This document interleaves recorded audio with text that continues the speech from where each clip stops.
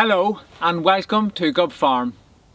If you've been following the channel, you'll know that over the last month there has been a bit of uncertainty around a grant that I applied for and the ability to get the trees for the next phase of planting.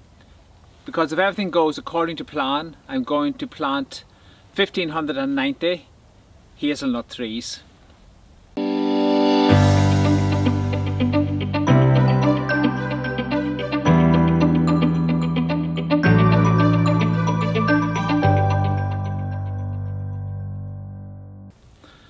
So the first issue was the supply of the trees.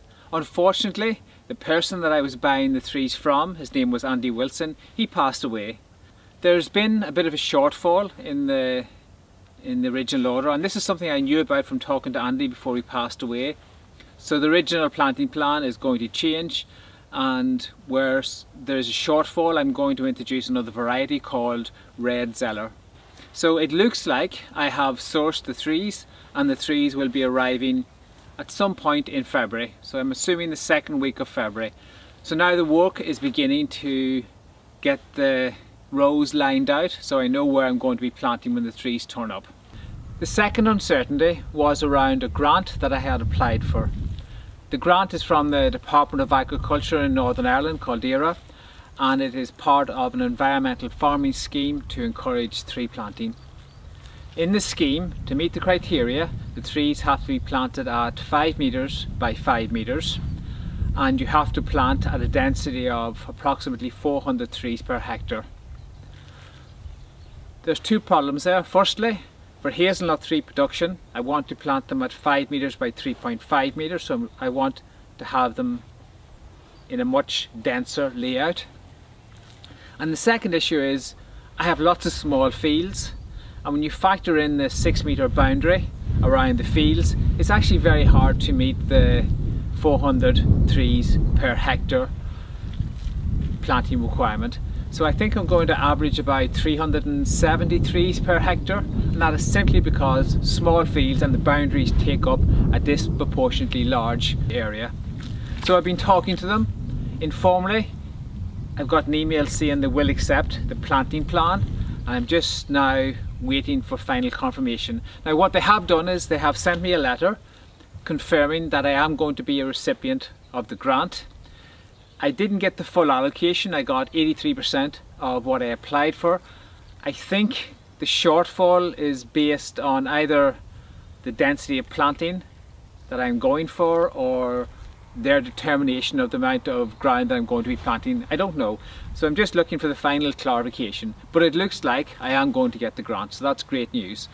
So I've now sourced the trees, and it looks like I'm going to get a grant, and it's now time to get ready. So what I'm currently doing is deciding on where the rows are going to be within each of the fields. So the starting point for that is to pick one of the hedgerows as a line that you're going to use to establish all the other rows from.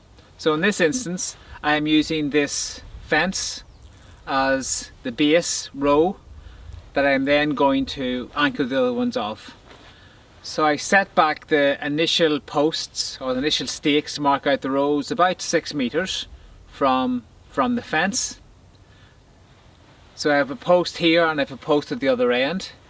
So I've driven stakes at 5 meter intervals along the perpendiculars coming off this fence at both ends. So when it comes time to plant, I will put a line from one end to the other end of the row, and that will give me the line for planting. Last time round I staked out all of the trees beforehand, and one of the things that happened, and maybe it could be avoided in future, but we ended up with some of the trees too far away from the stakes, so the stakes had to be lifted and moved closer to the tree. So for that reason, and also because of the uncertainty on the grant, I am going to stake the trees after they are in the ground. And the reason for the uncertainty and how the grant comes into play here, as part of the grant I have to put a stake and a 1.5 meter cage around each tree. So here is a useful tip. If you are always working with set distances, so in my case the rows will always be 5 meters apart, get yourself 2 electric fence posts that can be easily inserted into the ground and removed, and measure out a piece of rope between them that is exactly the distance you need. So in my case, when these are in the ground and the rope is taut, it is 5 meters. The direction of the field is changing, so I'm trying to use the last post in that end row to form a 90-degree to this hedge. I will then space out this row along that line.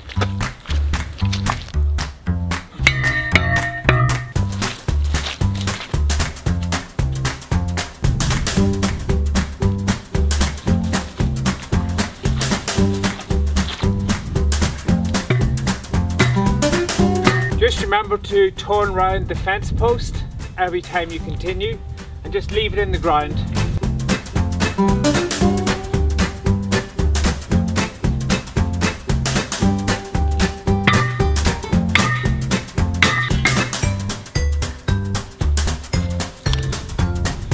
So I'm now going to repeat the process at the end of this field.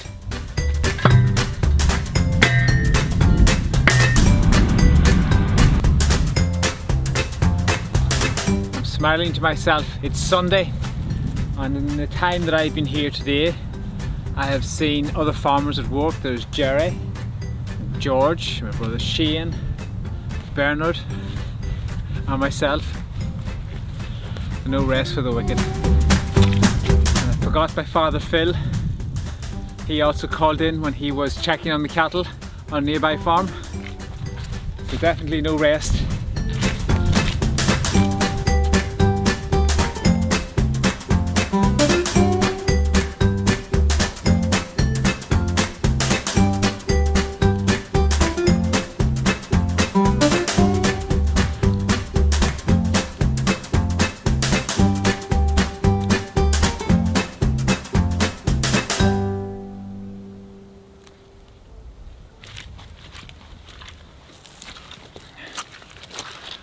So that finishes Quadrophenia.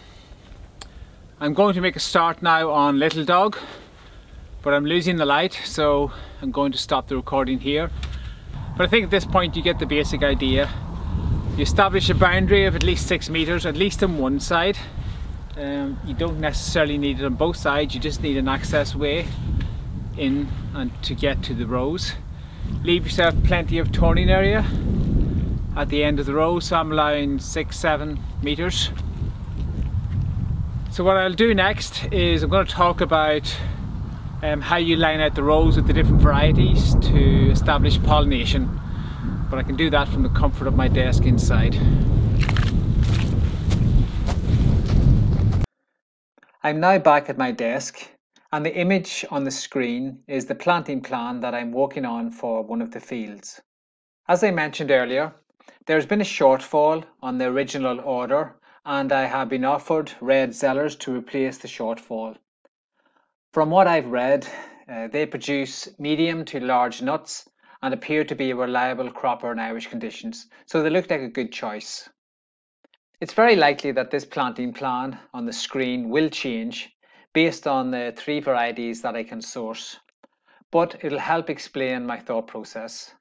Also, I'm not sure if I should create rows of Red Zeller, which are a bronze colour, or distribute them around the field. 5 varieties of 3s are being planted, mainly Nottinghams, Webbs, Cosfords, Halls and Red Zeller.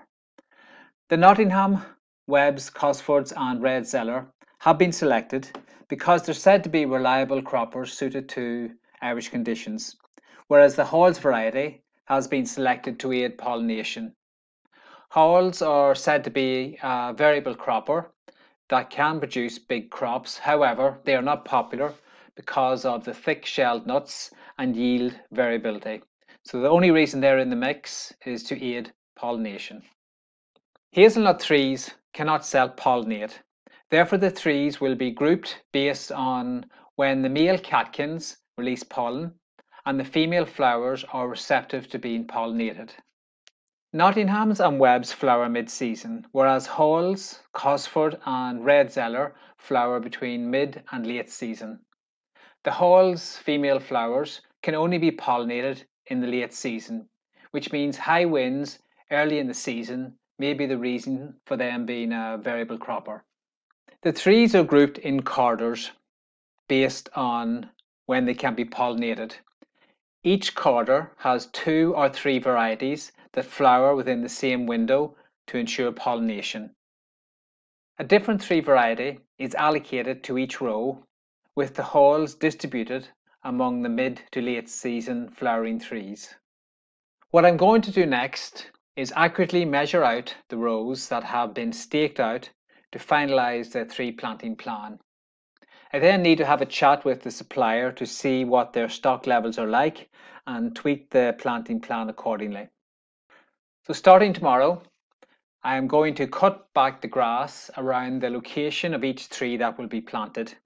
Then I'm going to add some compost again to the location where the tree is going to be planted, and I will then heel it in when I am planting the tree.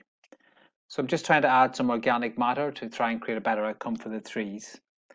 So I'll cover that in the next video, and until then, good luck.